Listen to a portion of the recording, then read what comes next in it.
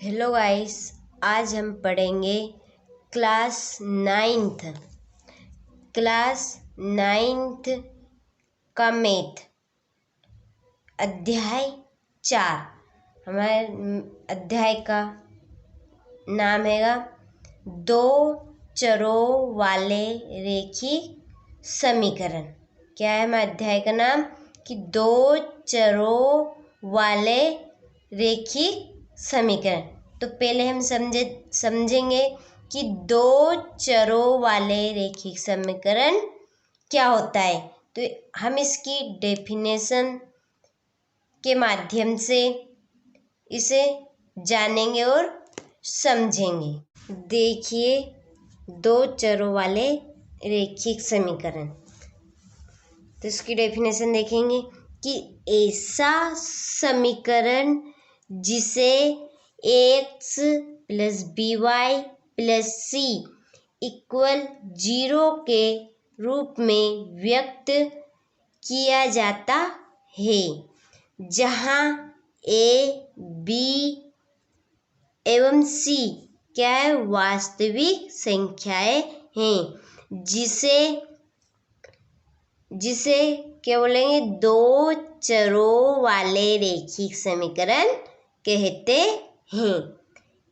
एक बार और देख लीजिए इसकी डेफिनेशन कि ऐसा समीकरण जिसे X plus B Y plus C equal 0 के रूप में व्यक्त किया जाता है, जहाँ ए बी एवं सी क्या वास्तविक संख्याएं हैं, जिसे दो चरों वाले रेखीय समीकरण कहते हैं।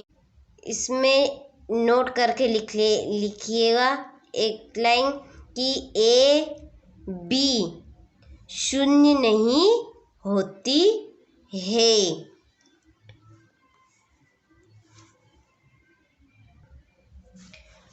हम इसके कुछ उदाहरण देखेंगे कि 2s प्लस 3t इक्वल 5 है। दूसरा उदाहरण देखो, 9u प्लस 8v इक्वल 4। तीसरा उदाहरण देखिए कि करनी में 4x plus 7y equal a। चौथा उदाहरण 3s प्लस 9t इक्वल -8। हमारे क्या बन गए हैं कि दो चरों वाले रेखीय समीकरण। देखिए, इसमें दो चर यानी कि ये बात किन किन की चल रही है। एस है एक चर, तो और एक चर क्या है हमारा, टी है इसमें। तो ये बन गए हमारे दो चर। कितने चर बन गए, दो चर। इसमें देखिए, इनमें क्या क्या है, दो चर u है और क्या है, v है। ये हो गया दो चर u और v, और हमारा ये समीकरण बन गया दो चर वाला। इसमें देखिए x है और y है, इसमें s है और t है। तो ये हमारे दो चर वाले रेखीय समीकरण के उदाहरण है। इसकी डेफिनेशन एक बार और दोहरा लीजिए कि दो चरों वाले रेखीय समीकरण, तो ऐसा समीकरण जिसे X plus B Y plus C equal 0 के रूप में व्यक्त किया जाता है, जहाँ ए बी एवं सी वास्तविक संख्याएं हैं, जिसे दो चरों वाले रेखीय समीकरण कहते हैं। नोट करके लिख लिए एक लाइन, ए बी शून्य नहीं होती है। इसमें हमारे क्या जो ए बी के मान रहेंगे वहाँ क्या नहीं होंगे, शून्य नहीं होंगे। तो इसे अच्छे से कंप्लीट कर लिए इसकी डेफिनेशन, और इसे याद कर लीजिएगा। देखिए कुछ महत्वपूर्ण बिंदु।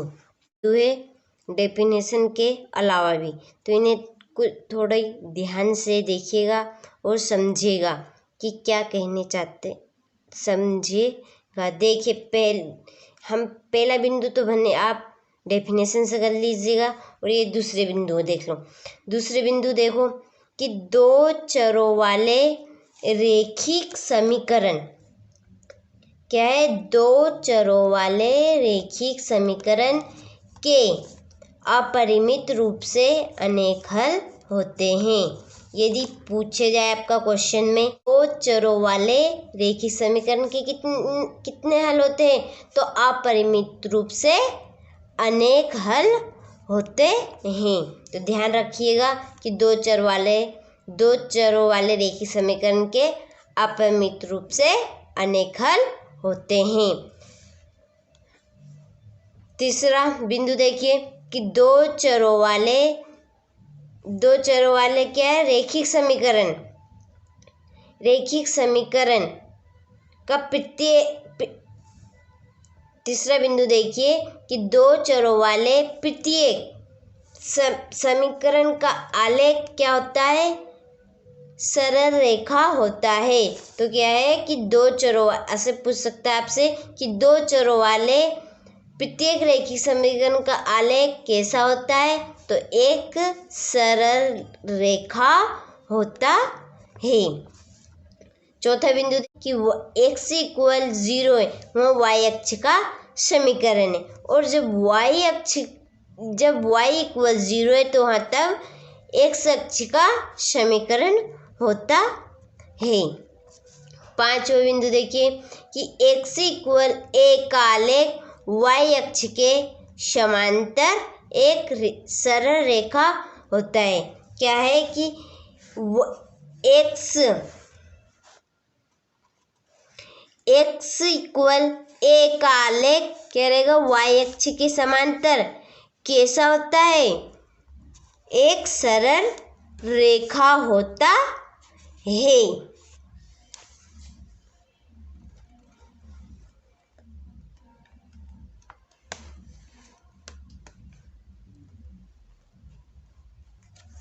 छठा बिंदु देखिए हमारा कि y = 1 का आलेख x अक्ष के समांतर एक सरल रेखा होता है। हमारा सातवां बिंदु देखिए कि y = mx के प्रकार का समीकरण मूल बिंदु से होकर जाने वाली एक रेखा को निरूपित करता है। जब हम ग्राफ खींचेंगे तो हमारा सूत्र क्या रहेगा कि y = mx के प्रकार का समीकरण क्या रहेगा, मूल बिंदु से होकर, जो ग्राफ में हमारा मूल बिंदु रहेगा उससे होकर जाने वाली एक रेखा को निरूपित करता है। हमारा आठवां बिंदु देखिए कि दो चरों वाले रेखिक समीकरण के आलेख पर स्थित प्रत्येक बिंदु क्या रहेगा, रेखिक समीकरण का एक हल होता है। इसे एक बार और समझिए कि दो चरों वाले रेखिक समीकरण के आलेख पर स्थित प्रत्येक बिंदु रेखिक समीकरण का एक हल होता है। नौवां बिंदु देखिए कि इसके साथ ही रेखिक समीकरण का प्रत्येक हल रेखिक समीकरण के आलेख पर स्थित एक बिंदु होता है। फिर से एक बार और पढ़ लीजिए इन्हें, और इन्हें वीडियो बीच बीच में रोककर इन्हें लिख लीजिएगा। देखिए दूसरा बिंदु कि दो चरों वाले रेखिक समीकरण के अपरिमित रूप से अनेक हल होते हैं। तीसरा बिंदु कि दो चरों वाले प्रत्येक समीकरण का आलेख एक सरल रेखा होता है। चौथा बिंदु x = 0 y अक्ष का समीकरण है और y=0 x अक्ष का समीकरण है। पांचवा बिंदु देखिए कि x=a का आलेख y अक्ष के समांतर एक सरल रेखा होता है। y=a का आलेख x अक्ष के समांतर एक सरल रेखा होता है। y=mx के प्रकार का समीकरण मूल बिंदु से होकर जाने वाली एक रेखा को निरूपित करता है।